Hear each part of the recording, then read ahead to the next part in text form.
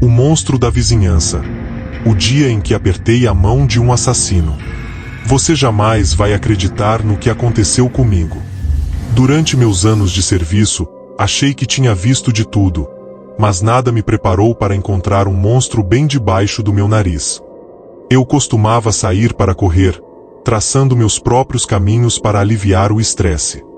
Em uma dessas corridas, passei por uma casa simples, meio caindo aos pedaços, onde sempre trocava umas palavras rápidas com um vizinho peculiar. Ele era um cara estranho, meio lento, mas sempre simpático. Nós trocávamos cumprimentos e conversávamos sobre as rotas e a vida. Nunca imaginei que, por trás daquele olhar inofensivo, se escondesse algo terrível. Anos depois, ao relembrar meus velhos tempos, descobri algo que me gelou a espinha. Aquele vizinho, com quem bati a mão várias vezes, não era apenas um homem comum. Em uma visita da minha família à nossa antiga cidade, minha mãe me mostrou um jornal velho e, com o coração batendo forte, percebi que a foto da casa dele aparecia como cenário de um caso sangrento.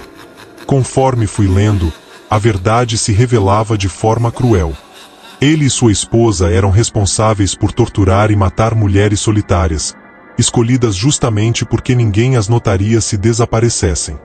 Eram monstros, verdadeiros psicopatas, que usavam métodos horríveis para fazer de suas vítimas prisioneiras de um terror indescritível.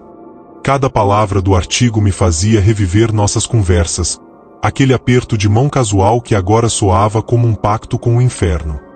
Eu me senti sujo, contaminado pela proximidade de alguém tão perverso. Imagine só, passei anos trocando palavras com um assassino, sem nem desconfiar, sem ter a mínima ideia de que, do outro lado da porta, o sofrimento de tantas mulheres ecoava em silêncio. Hoje, a lembrança daquele encontro ainda me persegue.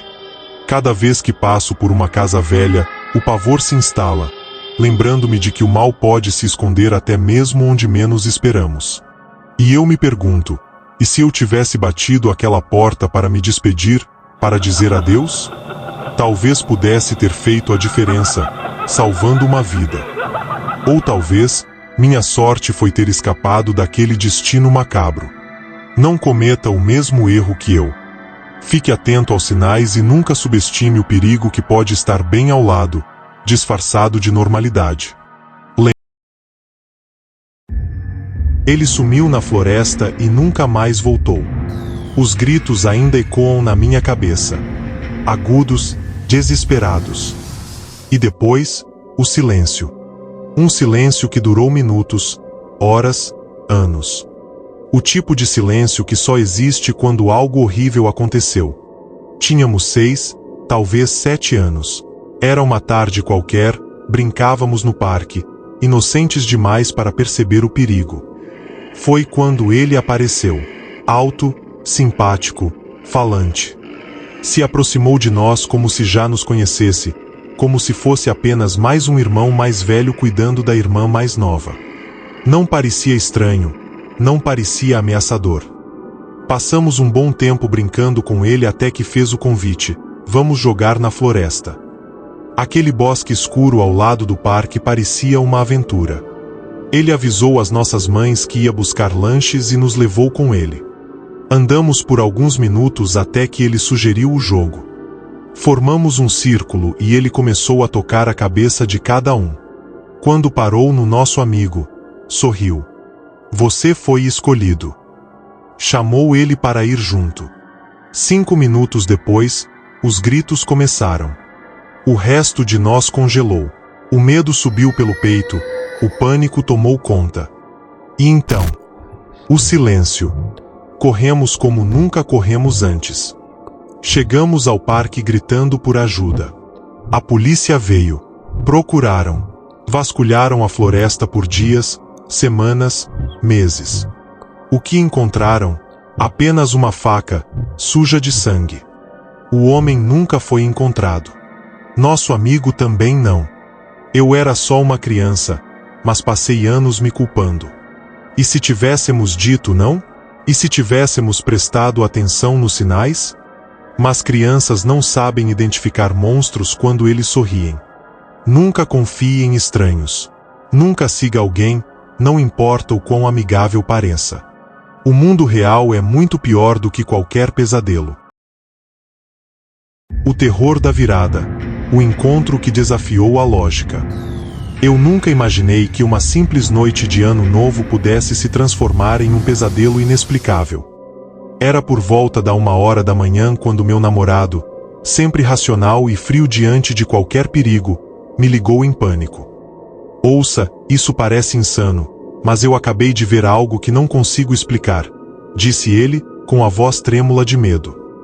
Enquanto ele dirigia por uma estrada deserta, ele relatou que, de repente, avistou uma criatura colossal à beira da via.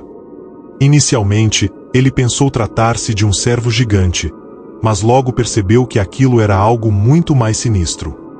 Era um ser que mesclava a figura humana com traços bestiais. Um homem curvado, com uma face que misturava feiura e ferocidade, e enormes chifres, semelhantes aos de um cervo, mas com um ar quase sobrenatural.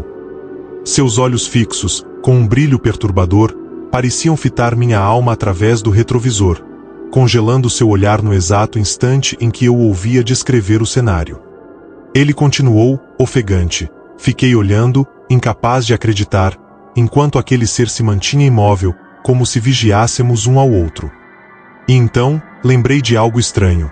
A história de um velho e enigmático portal, uma ponte que não consta em nenhum registro, escondida entre as sombras de uma densa floresta aqui mesmo, perto de casa.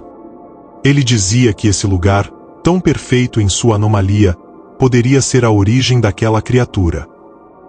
Naquela noite, ele não dormiu. Manteve uma arma carregada ao lado da cama e vigiou a casa, enquanto seus olhos, inquietos, buscavam algo além da escuridão. Durante o dia, a lembrança daquela visão o assombrava, e cada som, cada sombra parecia carregar a promessa daquele encontro inexplicável.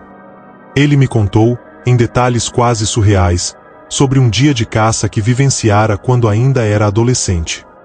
Naquele dia, a floresta parecia ter sido engolida pelo silêncio, um silêncio tão profundo que fazia o coração disparar. Ele saiu, sozinho, e, por um breve instante, sentiu que o próprio ar se transformava, carregado de um medo ancestral que jamais havia experimentado. Agora, eu me vejo dividida entre o ceticismo e o terror, questionando se realmente há algo além do que podemos explicar com a razão. A experiência dele mudou tudo. Nunca mais olharei para a escuridão da noite da mesma forma.